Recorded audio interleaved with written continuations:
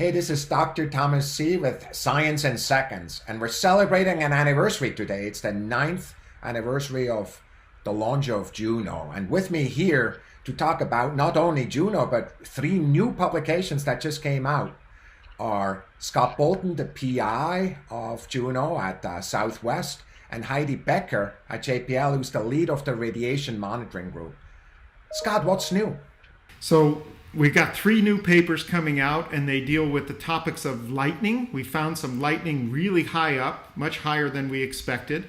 And we've also developed a theory that shows that hail is pretty common from violent thunderstorms at Jupiter, and it's carrying ammonia and water down deep into the atmosphere. And these are really exciting results because most of the weather and meteorology on Jupiter is driven by ammonia and water. And on Earth, it's all driven by water. But on Jupiter, it's a little bit different. Ammonia starts playing a really important role. So Heidi, talk to us about these hail balls. Talk to us. How should we imagine them? Well, they're very large. They're at least as large as a softball, maybe quite a bit larger than that. And on the inside, they're made from a pretty unusual ammonia-water solution. It's kind of like a Windex snow cone, if you can imagine that, covered in a hard water ice crust that gets thicker and thicker and thicker the longer it's tumbled in the atmosphere by Jupiter's violent storms, until they get so heavy that they fall deep into the atmosphere and carry the ammonia down deep. So Scott, one of the most amazing views, of course, are these images that so many of our citizen scientists worked on, which is this beautiful, highly structured atmosphere, really, of this planet. And I'd like to understand, is this structure kind of further in, or is it on the inside? Is it more like, uniform, or how should I think about these kind of weather observations here? So that's one of Juno's discoveries, is we're seeing that this stuff goes down pretty deep. Before Juno, we thought that all those beautiful clouds and zones and belts and the winds on Jupiter were just skin deep. But in fact, they go down quite deep.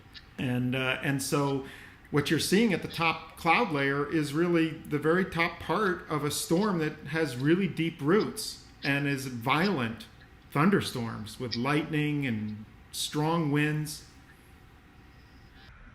That's amazing. So Heidi, how did you actually discover this? What's the instruments you used for this?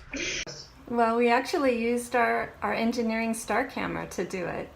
It's there to help us navigate Juno and tell us where we were pointing when we took our data, but it's incredibly sensitive. It can see very dim things, and because Juno flies so close to the cloud tops, we were able to see lightning flashes that were much smaller than any prior mission had ever been able to see. So Heidi, what's the most exciting part of this discovery for you personally? Well, for me personally, it's the realization that lightning on Jupiter isn't happening the same way it happens like it does on Earth. That's what everybody thought.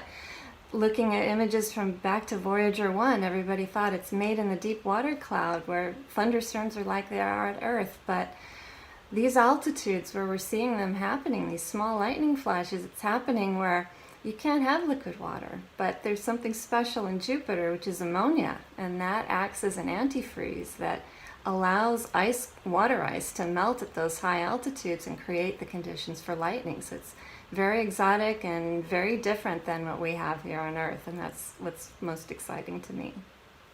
Scott, Heidi, this is just an amazing discovery, and I just want to congratulate both you and the entire team for this amazing work during the last 9 years, and also for the years to come, as we observe the amazing hurricane on the East Coast that just went over our house here. Of course, it's just amazing to think that out there in the solitude of space where Juno makes observations, there is violent weather of type that we've never observed here, and that's exactly why we do these amazing missions, is to learn about nature itself in other places. So thanks to you and congrats.